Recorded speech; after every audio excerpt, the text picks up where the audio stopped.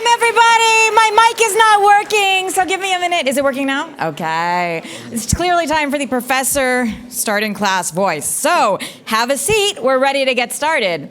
I'm an economist at George Washington University, and I am a UCLA alum. I am delighted to be invited back to moderate this panel with three fantastic panelists doing what we always hope we're going to do, integrating research and policy. At the far end, we have Jake Wegmann, a planning professor at UT Austin, Nick Marantz from UC Irvine, and the actual person who does things in the real world, Mahdi and Manji. We're delighted to have all of them and all of you here today. So we're going to start with just a little bit of a brief overview of what everyone here does, and they have to keep to 3 minutes, otherwise I'll make violent choking noises. All right, so we're gonna start with Jake all the way at the end. Jake has recently written a paper that's looked at the effect of a law in Houston that drastically reduced minimum lot sizes and allowed for the building of tall, skinny houses. So Jake, give us the 3-minute synopsis.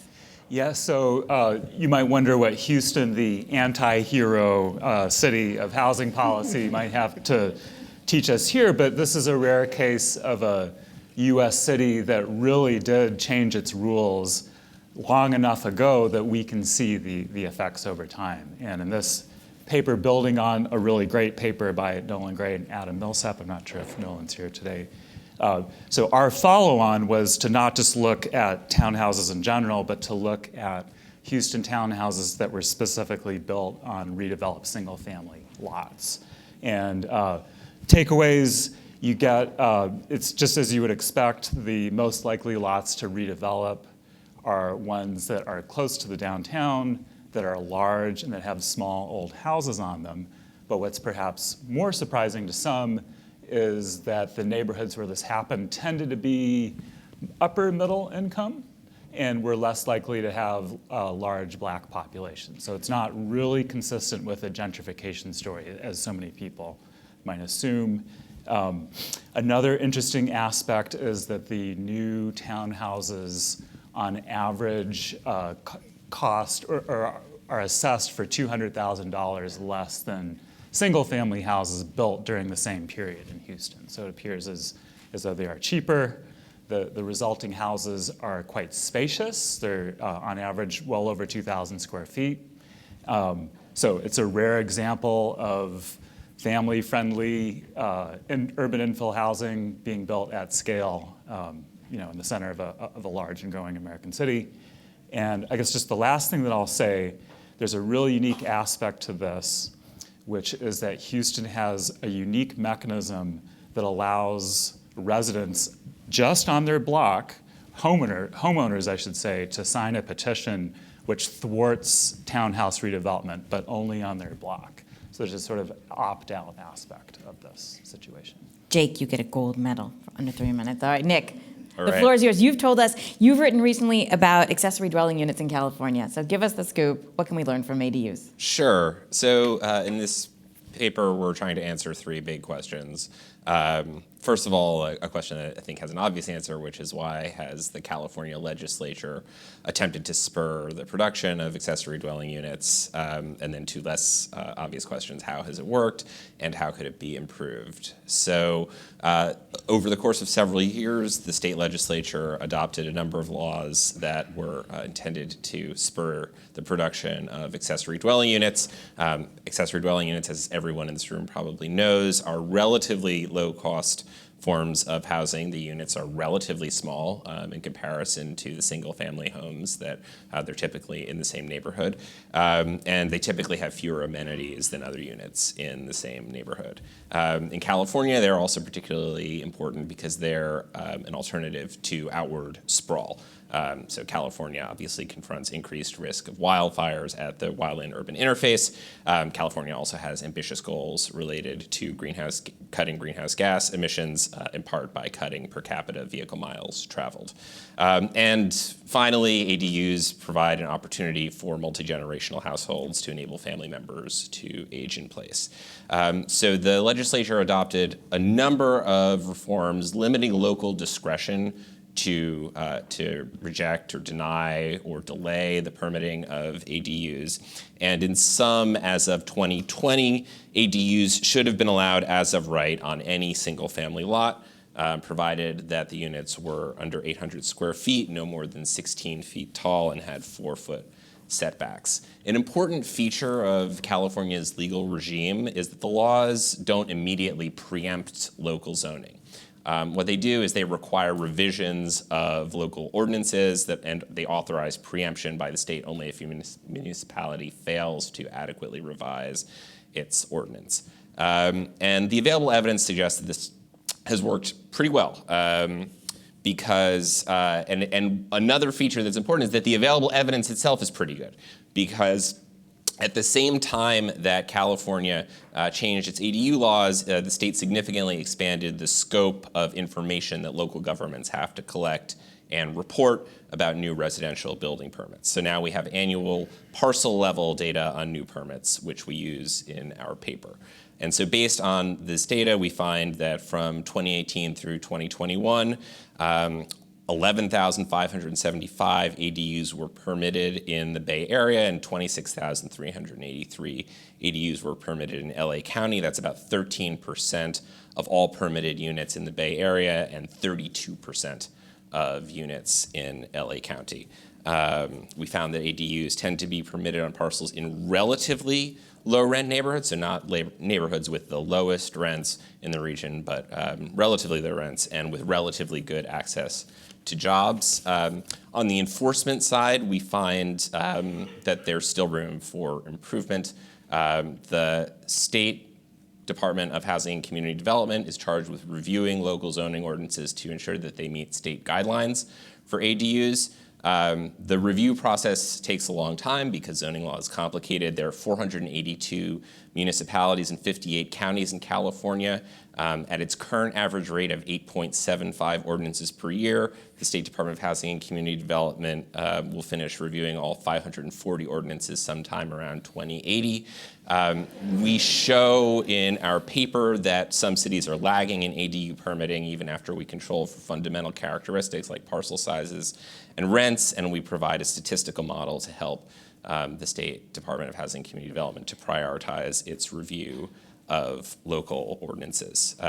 So in sum, we show that requirements for local governments to liberalize ADU permitting should be accompanied by data collection, and I think this is a lesson with national implications, and should also be accompanied by enforcement provisions, as has been the case in California. And with good data, it is possible to create quantitative measures to set priorities for state agencies to review local practices. Thanks, Nick. Before I get to you, Mahdi, I want to remind you, you've all got index cards in the middle of your table. If you have a question, write it down, wave it around wildly, and someone from the Turner Center will be by to pick it up. I'm going to try and leave a generous amount of time for questions at the end, so feel free to ask outlandishly. All right, Mahdi, you're at the Inner City Law Center. Can you tell us what it is you do and what the interface is between what you do and housing policy? Yeah, so Inner City Law Center is a pro bono legal service provider. We're based in Skid Row in downtown LA. Our primary focus is to end homelessness, and we serve folks who are homeless and folks who are at risk of homelessness throughout LA County. Around 70% of our clients are folks who are housed but at risk of homelessness, and around 30% of our clients are actively homeless. We really strive to, from the policy perspective, we strive to pursue policies, and we advocate for policies to help people stay in their homes and to allow people who are currently homeless to get into housing. We are reaching, obviously, very dangerous situation when it comes to homelessness in California and Los Angeles. Almost 1% of Los Angeles County's population is homeless at this point in time. It's around 0.75%, right? So we're getting to a point where it's very, very hard for anyone to argue that there is not a housing shortage.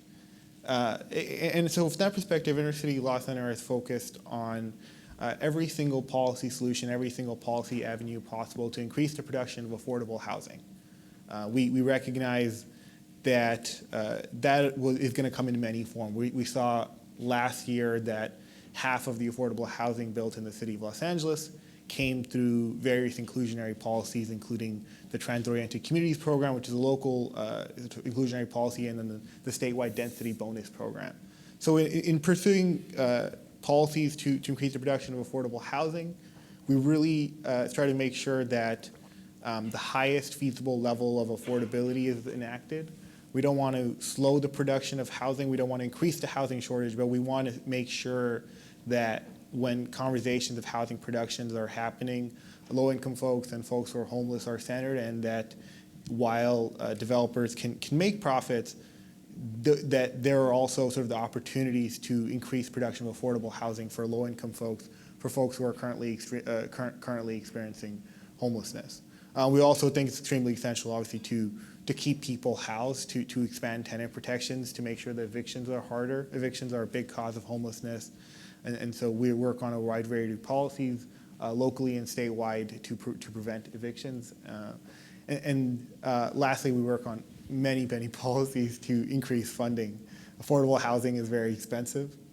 And so we work on a variety of policies to increase revenue and funding for affordable housing, both locally and at the state level.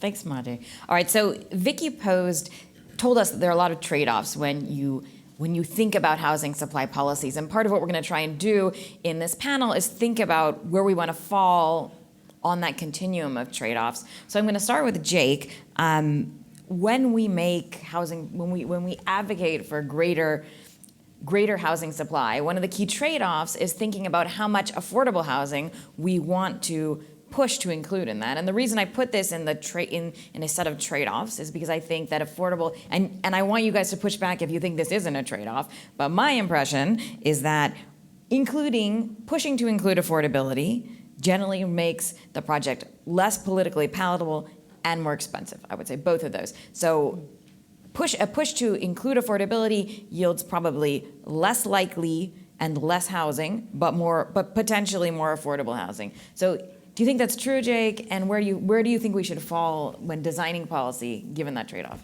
I do think that's true, but I want to make a scale distinction. And I think this is probably going to sound very obvious, but it's different for big projects versus small projects. So, the case that, my paper is about, the Houston townhouse redevelopment, and I think also, what Nick is writing about with ADUs, these are little, bite-sized projects built by very small developers in a lot of the United States, including all the big cities in Texas. Basically, the only projects most of the time that a small developer can do are to tear down a single-family house and replace it with a large and expensive single-family house, because that's all that the zoning system lets them do. And then, in these two cases, we have exceptions where policy has allowed those small builders to either scale down and build ADUs or to scale up and build townhouse projects. But if you put an affordable housing requirement on those projects, I think most of the time you kill them. And, you can try to do heroic things with subsidies and so forth, but most of the time cities don't want to do it. A city would rather dump a lot of money into a tax credit project or a supportive housing development rather than subsidize an ADU here or a townhouse there. Nick, what do you think? Where do they fall in the ADU, in the affordable housing? Where does this trade-off fit in the ADU world? Does it fit anywhere? Yeah, I mean, I think it would likely stifle a lot of ADU development. But I actually kind of want to push back on your on your claim that affordability requirements necessarily make projects more politically palatable. I think there's a lot of contextual variation. I think back to research that I did in Massachusetts about a state law that allows for developers of mixed income and 100% below market rate housing to seek an override of local land use regulations. And often what developers would do when going into suburban jurisdictions in the Boston metro area is say, well, if you don't allow us to build the project, the market rate project that we want to build, we're going to use this law as a cudgel, and then you're going to get a mixed income project, and often that would be enough to force the jurisdiction to permit this market rate project. So I think the politics of affordability requirements, I think it's very contingent on the jurisdiction where the project is located. And Mahdi, how do you see it playing out here in LA and LA County? Yeah, I want to kind of second one point that Nick made. I think the politics of including affordability is very varied in every jurisdiction in California, in every jurisdiction in LA County. I think one of the biggest complaints you'll hear at public hearings against housing is that not enough of it is affordable. And you'll hear this both in Beverly Hills and Bel Air and in Boyle Heights and in low-income neighborhoods. No one is satisfied that 15% of the housing is affordable, or 50%, or even 60%, because it's never enough. Now, and speaking from sort of the perspective of low-income folks, it is never enough. But we are facing a massive housing shortage, and that the primary shortage is in sort of the low-income areas, in sort of low-income levels, and so. But obviously looking at the sort of that feasibility, right? For a project to be feasible, it has to have a certain level of affordability, and those have to be dictated by the facts, by the pro formas. I would say that one of the benefits of missing middle projects, especially ADUs, small projects, ADUs, is we are seeing a lot of these projects, being naturally affordable. I was looking at a study put out by SCAG, the Southern California Associated Regional Governments, and it found that something around 45% of the ADUs built in LA County were affordable, and these are without any subsidies. So they do provide a unique opportunity, right, for a small amount of land, relatively low building cost, and to provide a great degree of affordability without expending public dollars. All right, which is a great segue to my next trade-off, which you can tell me you believe or don't. Whether we should encourage small-scale versus large-scale development. If you have a limited pot of money, don't tell me you can do both. You have a limited pot of money, you can do one or the other. Which one do you want to do? There's a Taylor Swift link here. Okay, I do not listen. I would listen to Taylor Swift. She comes on the radio, but I would not go to a big concert because I learned about the French Revolution at a very impressionable age and do not like crowds. But I read the Wall Street Journal, and in the Wall Street Journal, I learned that Taylor Swift refused to put her music up on streaming platforms until she thought that other artists were going to be fairly compensated. And that is the power of economies of scale. I mean, Taylor Swift can do that. I probably cannot. So it's very impressive for Taylor Swift. The Taylor Swift here are the big local jurisdictions. What do we expect from either large-scale development or big local jurisdictions in terms of being able to encourage large-scale development, which I think clearly has a Taylor Swift-style economies of scale, or small-scale development, which may be more, I think is probably in some cases, a swifter answer. All right, Nick, I'm going to start with you. What do you think? Sure. I mean, I don't think it's a trade-off in the conventional sense that I don't think you have to choose between the two, particularly because a lot of the smaller scale development doesn't necessarily have to receive public subsidies. So I think this sort of piggybacks off of something that Mahdi was just saying, that ADUs don't really require public subsidies. Now, you could have public subsidies. You could have programs to subsidize ADU financing for lower income households, and I think those are very promising. But at the same time, that's where the trade-off comes in. So there's no intrinsic trade-off, I think, between fostering more ADU development or fostering lot splits and duplexes and larger scale projects.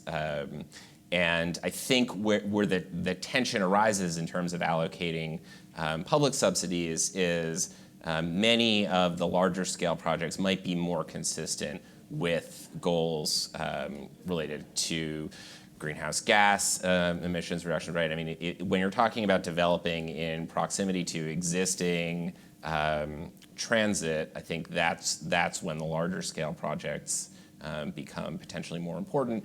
And particularly if we're trying to get below market rate units, a substantial share below market rates units in those projects, that's where public subsidies become more important, and that's where the trade-off, I think, becomes quite salient. Mahdi, where does your work experience tell you we should fall in this trade-off, or do you think there's a trade-off there? I think we're a little bit agnostic about the typology of affordable housing construction. There definitely I think I'm not sure that it's the best way to frame it as a trade-off between small developments versus large developments. I think the focus here has to be on the overall scale of affordable housing production. And in terms of providing subsidies, we will often find that it makes most sense to provide a subsidy to a larger project that's, say, 100% affordable, as opposed to, but I also believe there's not been enough research to definitively say that a small project of subsidizing like 1,000 ADUs is not a good idea. It just hasn't been done, so it's hard to say that it's a bad idea or that it could or couldn't be effective. I think we would like to see more projects like that. At least as we've seen very small pilots in the city of Los Angeles to subsidize 4 ADUs for folks who are previously homeless. I believe the city of Los Angeles had a similar pilot with around 5. I don't think the data on that has come out yet, but with the efficacy of it, but they're all very small projects. I think it's looking at the cost per unit, right? We can build ADUs at 80 to 200,000 versus a LIHTC unit is $500 to $550, $600,000. We really have to, I think, explore these opportunities of sort of subsidizing ADUs and also potentially subsidizing smaller projects, single-family teardowns and redevelopments. I think the previous speaker, Vicky, mentioned sort of this concept of shortage of land. I don't believe that there's a shortage of land. In the city of Los Angeles, 75% of land is devoted to single-family homes. It's hard to argue there's a shortage of land. There's a shortage of land zoned for multifamily uses. And as long as we're willing to accept different typologies in different neighborhoods, as long as we're willing to accept a 10, 15 unit project in a single family neighborhood and 2 of those units or 3 of those units are affordable without any subsidy, I don't think we need to focus on a shortage of land. I think we need to focus on where multifamily housing can be built and where affordable housing can be built. And I think affordable housing needs to be built in every single neighborhood. Jake, how do these issues play out in Texas and Houston? Yeah, so here's how I think of it. Big projects are really important for all the reasons that Nick and Mahdi were mentioning, but they're always going to be limited, perhaps. They're always going to be contentious. They're always going to have a lot of public process, which, as is necessary and proper, there should be robust discussions about how much affordability to include in them. But to me, small-scale development's a little bit different because that's where there's just this enormous untapped potential. We're just leaving all of this abundance, to harken back to one of the words for today. We're just leaving that on the table. We're leaving a lot of tax revenue growth on the table. We're leaving a lot of natural affordability on the table, as Mahdi pointed out earlier. I wouldn't, however, completely write off the benefit of subsidies even grafted onto small-scale development. There are a lot of people who would benefit a lot from having an 80% of AMI home ownership opportunity in an upper middle income neighborhood with great schools. So I think we should. We're not really thinking about that very much now, but I think we should be. All right, I'm gonna move on to another trade-off that Vicky has already alluded to. That's the trade-off of community input in projects. Vicky said it, so I don't have to be the person to harshly say that community input increases costs. It comes with benefits, but it increases costs. And if we would like to build as many units and as many affordable units as we possibly can, that suggests to me, at least as an economist, that there's a trade-off here between the extent of input we'd like in a project and the quantity of output we get at the end. So given that, I want to ask you guys, do you think that trade-off is real? And it's just some crazy economist. And where do you fall on that? I'm gonna start with you, Manji. Oh yeah, I mean, I think that trade-off definitely exists. It's quite clear that it exists.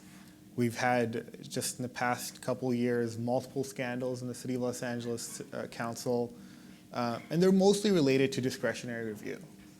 I think it's quite clear to anybody following the news on the local corruption, and Los Angeles is not unique, but it is quite prominent. The level of discretionary review in the city has caused corruption.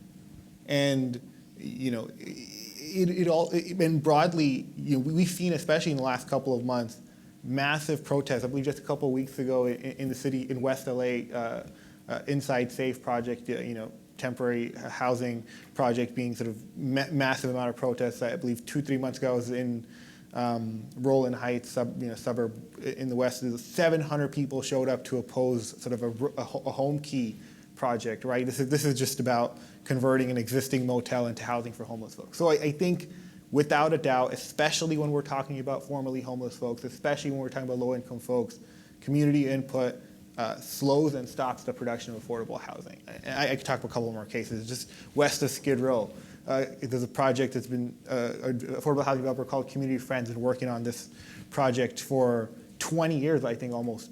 It's a lot immediately adjacent to a train station, 100% affordable housing for formerly homeless folks, for veterans. It's been going through the community input process for 20 years and did not get approved until Mayor Bass sort of on day one she issued Executive Order 1 to really streamline the production of affordable housing.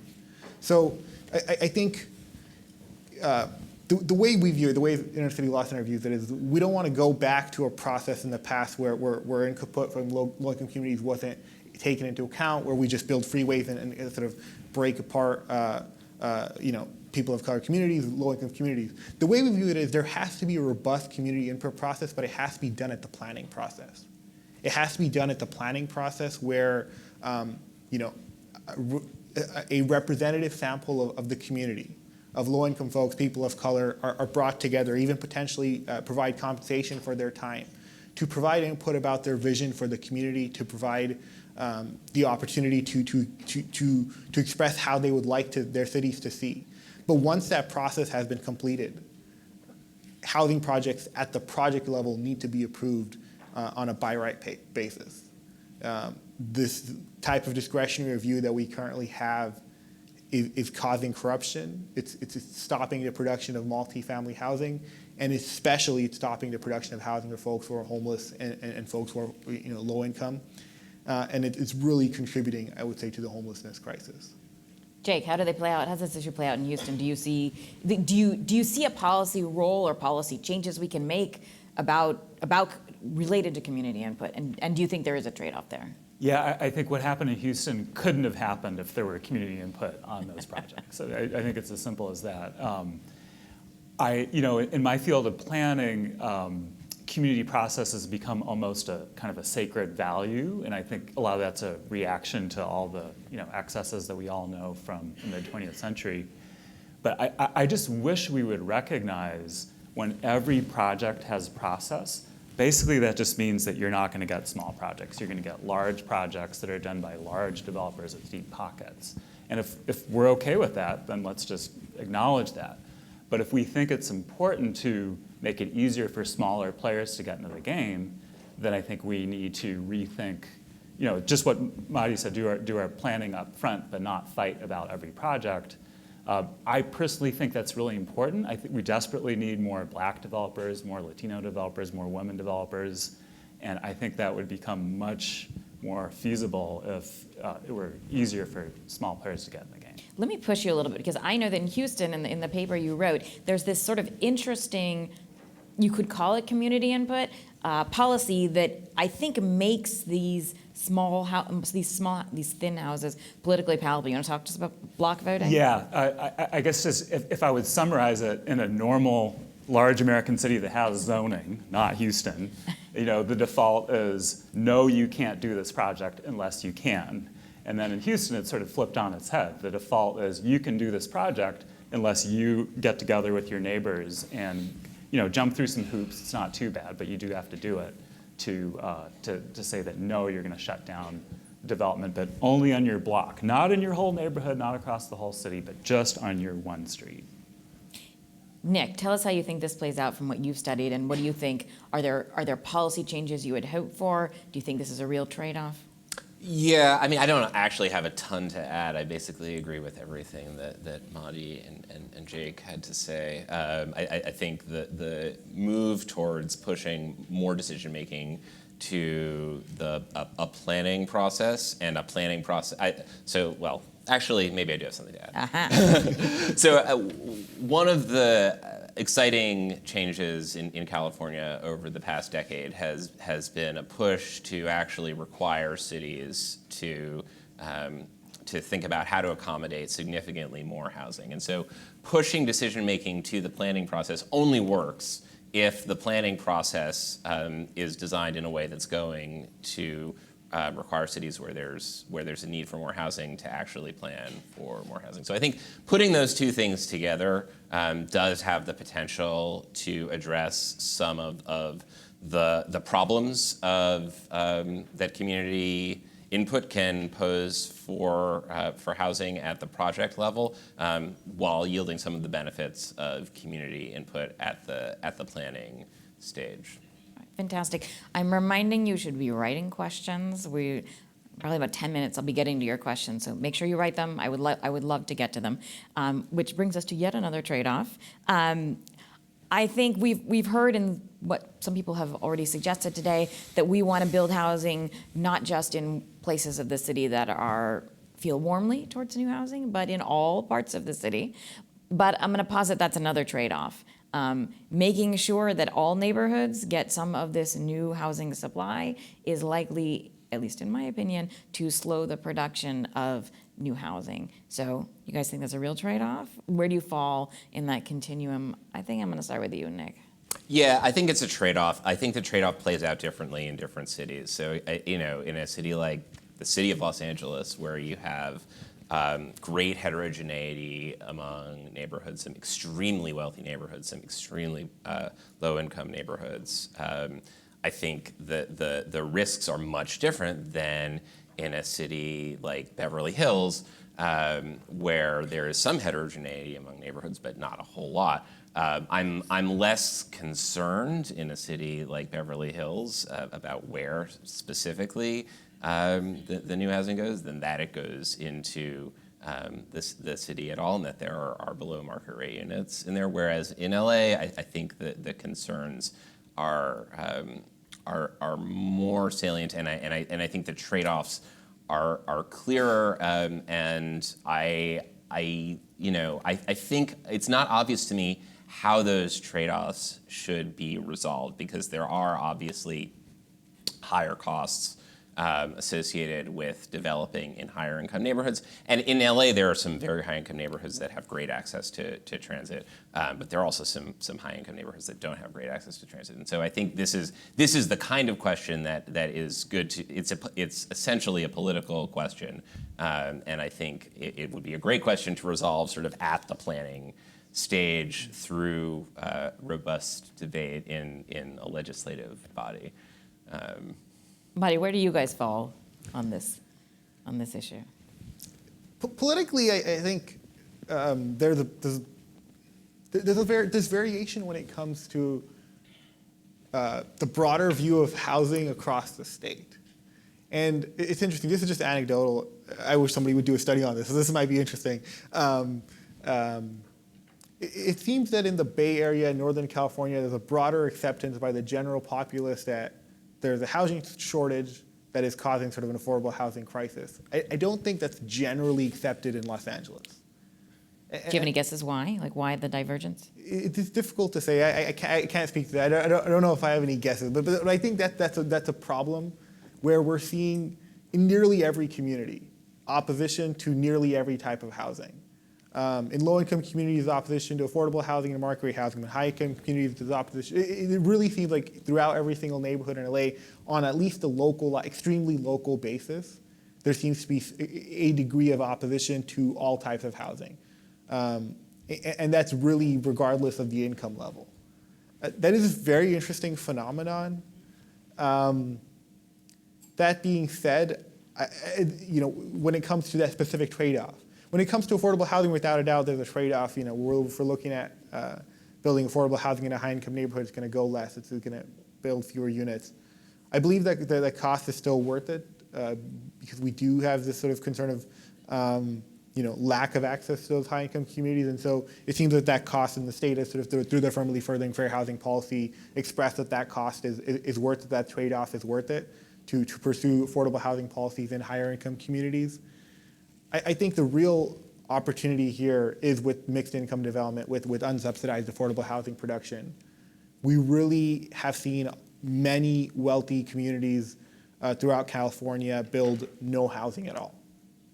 And I think the opportunities we should pursue to expand our multifamily housing and mixed income, multifamily mixed income housing by right policies in higher opportunity areas that sort of create value for an opportunity for smaller developers to build housing in areas where it's currently not developed, but where there's a high concentration of jobs and where there is a demand for housing, while simultaneously desegregating those areas, allowing for smaller housing units and more affordable housing units.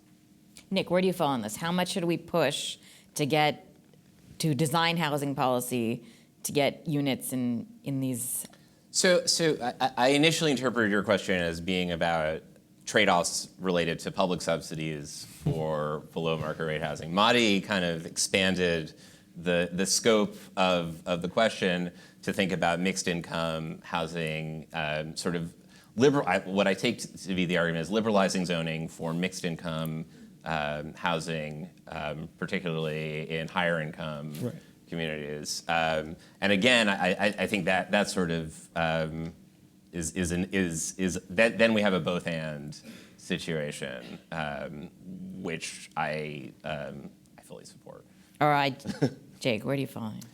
Yeah, it's an interesting question. You know, in Houston, when that reform happened, I'm not going to try to speak like an economist like you are, Leah, but you know, the way I would think of it is redevelopment could happen in places where the price signals for so long had been wanting it to happen, and finally it could happen, and therefore actually not as much of it happened in low-income areas. We're so used to this gentrification dynamic in most U.S. cities because those tend to be the places for historical reasons where, you know, land use regulations allow, or it's politically possible to get rezonings to allow development to happen, whereas the wealthier areas are just locked down tight and the people there are just not going to stand for any development happening. When that changes, it's different. Now, of course, here it's a little different because there's such a gigantic overall housing shortage that if you made a Houston-like reform, you would get a big uptick in housing development everywhere, probably including in low-income areas. But perhaps you would still get more of it in the higher-income areas. So how's that for a complicated? It's pretty good. Mahdi has something you wanted to add. No, I just wanted to add to what Jake was saying. Part of the problem we're seeing, I think, and one can define it as a problem, one can define it as not a problem, but in the city of Los Angeles and throughout the LA area, we see a lot of new development concentrated in low-income areas.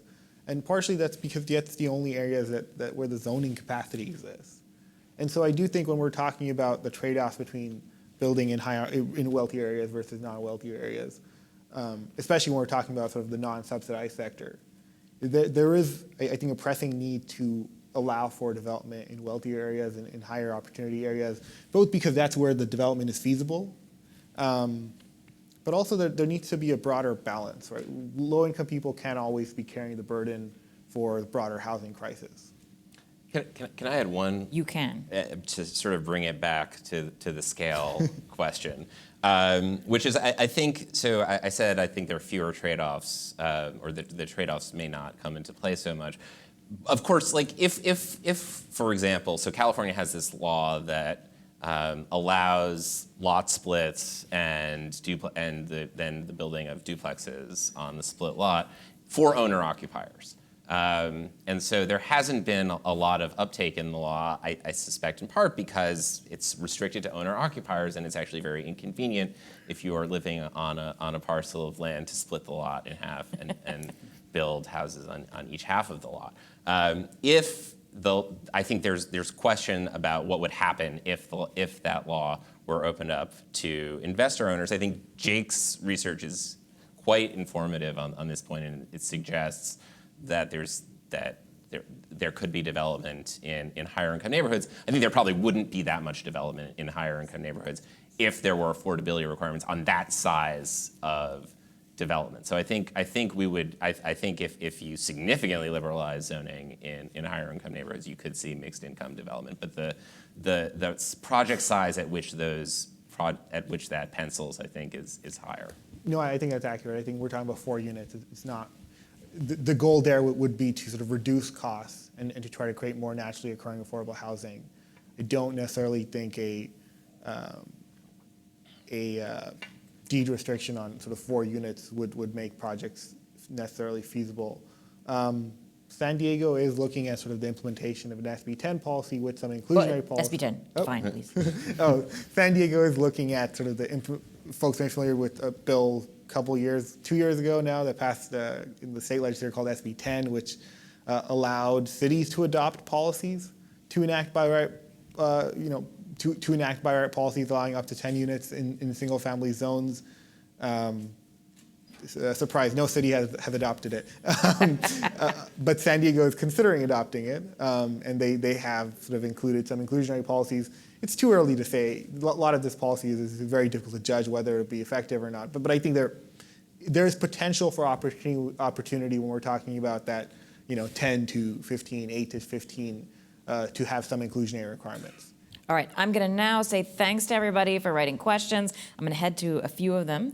Does this research showing decline in rents matter if people don't trust the institution? How do we convince affordable housing only activists to trust the establishment when they think institutions are there to support the existing power structure or the capitalist status quo? Who wants to take that one on? It's a big question. Mahdi, do you want to be brave here?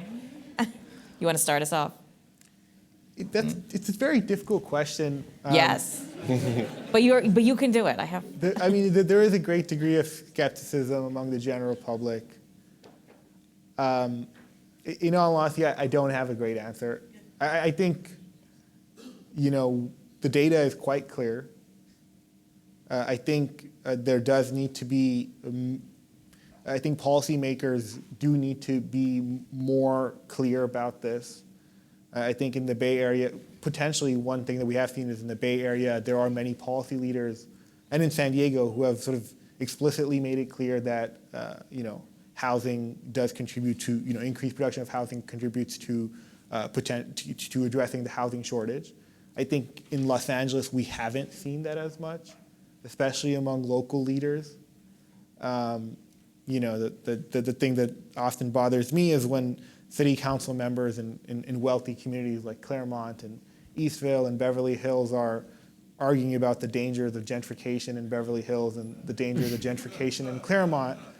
Right? Dangerous indeed. Right? They're extremely high-income communities where they don't want to build any new housing. They don't want to build any new affordable housing. They don't want to build any new market rate housing.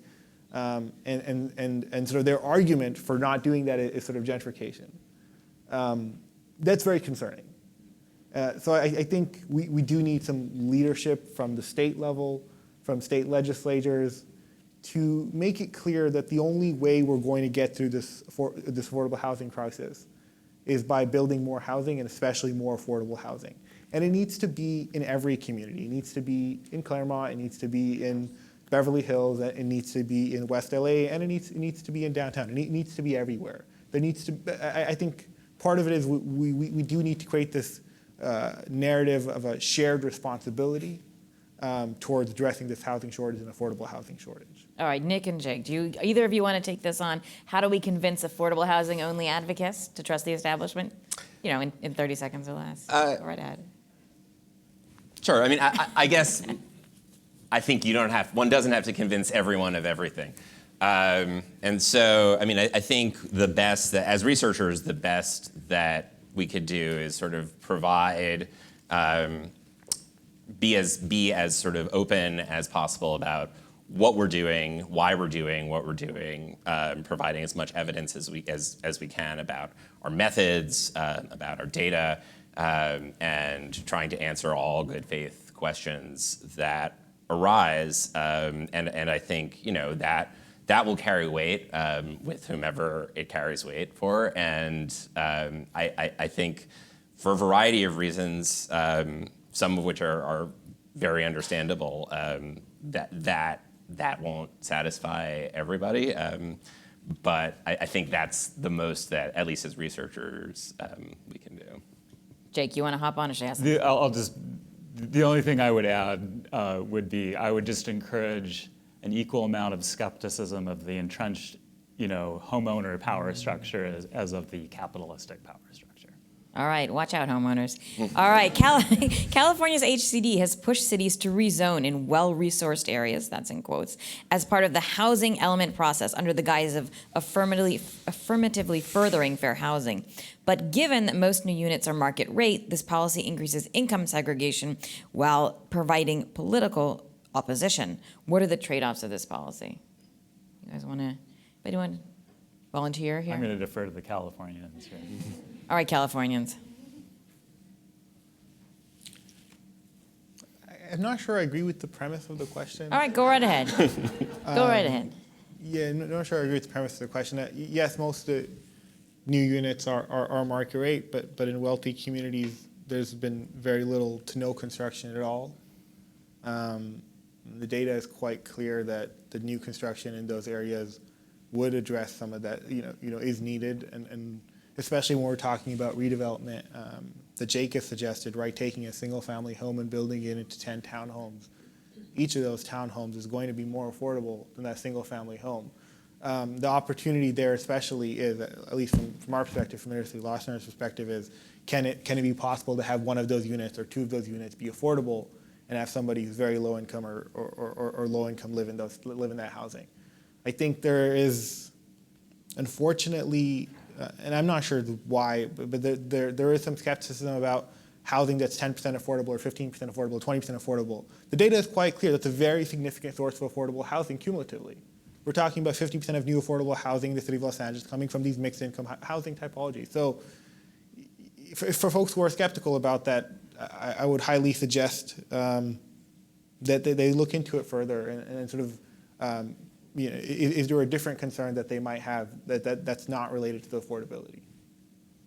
Yeah, I would also push back on the premise, and I think there's empirical evidence to push back on the premise provided by researchers at UCLA and Moira O'Neill, who's going to be on a panel later today in a new article in the Journal of the American Planning Association, which looks at housing planning in Santa Monica under state law and finds that within the city, the sites that are designated for new housing are actually sort of on the lower end of the socioeconomic spectrum. So I think there is a state law that it encourages cities to affirmatively further fair housing. It also allows cities an enormous amount of latitude in determining what constitutes affirmatively furthering fair housing, and it's analogous to the federal rule that I expect will be finalized at some point in the not too distant future, in that it is largely a procedural law that requires cities to consider a number of factors,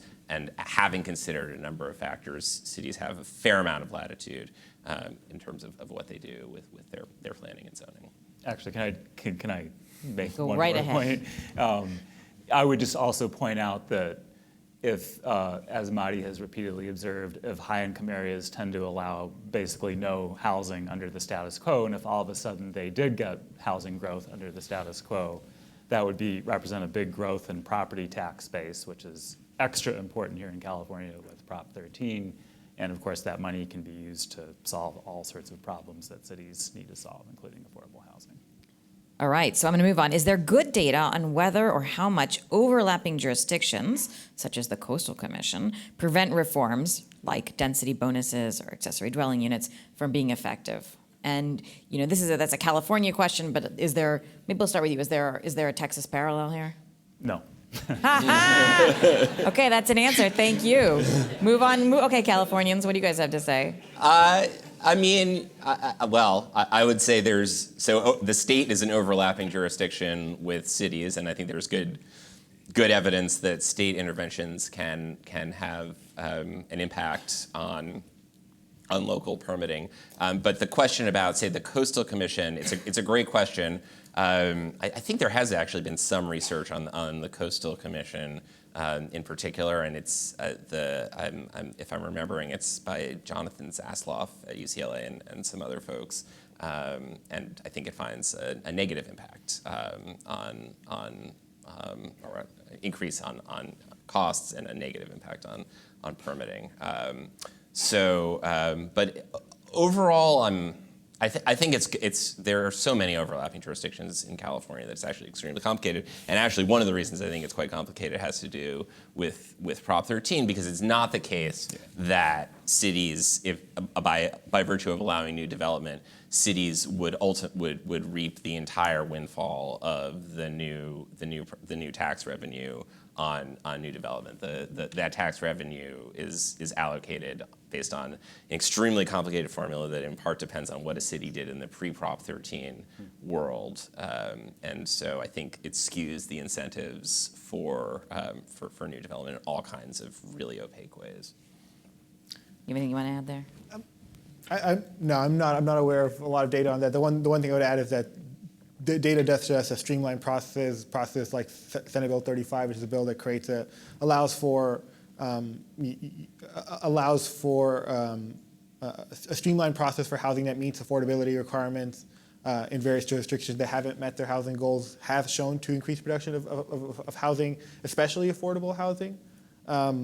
So I can't speak too much about sort of the degree of that the overlapping jurisdictions might stop housing, but without a doubt, creating a streamlined process that doesn't have to go through those processes does increase production of affordable housing. All right. So the next question is a California-specific question, but I think we could frame it in a more general way. So to Nick, based on your observation, do you think the recent change in California housing policies has caused an increase of building inside California's high-risk fire zones? That is the wildlife-urban interface. If the answer is yes, how can we better protect these communities in the wildfire season? Now, I'm gonna broaden a little bit and think, okay, where are these housing policies pushing new construction, and is it creating problems or opportunities or both? We'll start with you, Nick. Yeah, so I don't, certainly there is continued development at the wildland-urban interface. I don't know how much of that is attributable to the recent spate of policies in California. I would say, if anything, they've tended to push in the opposite direction. I think they could push more forcefully in the opposite direction, but I think that is the direction they've tended to push in. I also think, to the extent, I think insurance ultimately will, if there's going to be any lever that deters development of the wildland urban interface, is going to be insurance. And actually, I don't know that this is on the agenda for today, but I think the recent withdrawal of two major insurers from insuring new homes in California is going to be a big deal. That's only really partially driven by wildfire risk. Another big driver is state requirements that state requirements for insurers that sort of require insurers, even if they don't insure properties that are at risk from wildfires, to absorb some of the risk from those properties. But I think that's going to have big impacts on housing affordability everywhere in the state. And so I think that's a topic that I hope someone will address in more detail today. But in terms of the question, I really don't. I don't think that any of the major reforms of the past 10 years have pushed development to the wildland urban interface. All right, I'm going to keep going unless you. So much of new multifamily construction is rental, which does not address supply constraints for the first-time homeowner. What can cities and states do to encourage more multifamily infill condo development in urban cores? Jake, take it. I love that question. There are some real, it depends on the state, but there's some real problems with condo development. Depending on the state, a new building will be built, a condo building will be built, and then all the homeowners will immediately receive a form letter inviting them to join a lawsuit against the builder. And many times, a lot of builders calculate very rationally that they're better off just settling out of court, irrespective of the merits of the case. And it's a big problem. And it depends on the state, because some states have more, make it easier to sue builders than others. But I really think it needs to be addressed. And I'm not sure about it in California specifically. I know it's a huge problem in Washington and Colorado, but also somewhat in Texas. And then I guess another thing that I would add is I think a lot of Americans of all income levels and races and ethnic identities would like to own some kind of a house in a quiet neighborhood on a quiet street. So I just, obviously that's not for everyone, but I think that's what a lot of people want, and I think the lot splitting efforts, I think, are going to deliver that to more people than have been able to access it. What do you guys think? I think construction defect litigation, which is what Jake is referring to, is a huge piece of the puzzle. I think there are often other sort of idiosyncratic state law features having to do with state subdivision law that just push against multifamily condominium development. I think that's certainly the case in California. I don't know why that has been such a tough nut to crack. Oh, utilities, legislative, yeah. Legislatively, but it's certainly a very big problem. Mahdi, did you see any of this in your work? I think the subdivision, the parcel splits, difficulty in doing that is definitely a major factor. I would add the part of this might be the financing sort of structures that are out there to fund these projects, and there might be. It seems like many financial institutions might be more comfortable funding a rental project. The pro formas in the long term might make more sense. And there's potential opportunity for state intervention or federal intervention into that. All right, you guys had great questions. I'm going to ask one more, and then we'll have a lightning final round before lunch. All right, rent control. Have you seen successful narratives supporting rent control around the narrative of addressing parking overflow into single-family neighborhoods by protecting multifamily neighborhoods from overcrowding? You want me to read it again? Yeah. Have you seen successful narratives supporting rent control around the narrative of addressing parking overflow into single-family neighborhoods by protecting multifamily neighborhoods from overcrowding? So I guess pushing parking from multifamily into single-family to protect the multifamily and therefore make rent control more acceptable? I don't know. Rent control? Let's just start with rent control. That's an easier place to start. Okay, rent control, where does that fit in here? Where does that fit in with narratives of supply? Are any of you advocating for stronger rent control? I can say we've advocated for stronger rent control policies, both locally and at the state level. If we're looking at seriously addressing homelessness, we have to address the inflow issue, and evictions are a major cause for folks entering homelessness. So we strongly support stronger rent control policies that allow people to stay in their homes. All right, Jake or Nick? I'm all for rent control, provided that I think it's a good idea to have it kick in, some number of years after the project is built, so you don't deter market rate construction. But having some kind of a limitation on rent growth over time, I think, is a good thing. Nick? Yeah, I mean, so I think the sort of variety of tenant protections that have emerged in the past few years. As a researcher, I'm interested in sort of understanding what the impacts are. I mean, the sort of canonical knock on rent control is that a lot of rent control designs protect middle-income renters who are perhaps least in need of protection.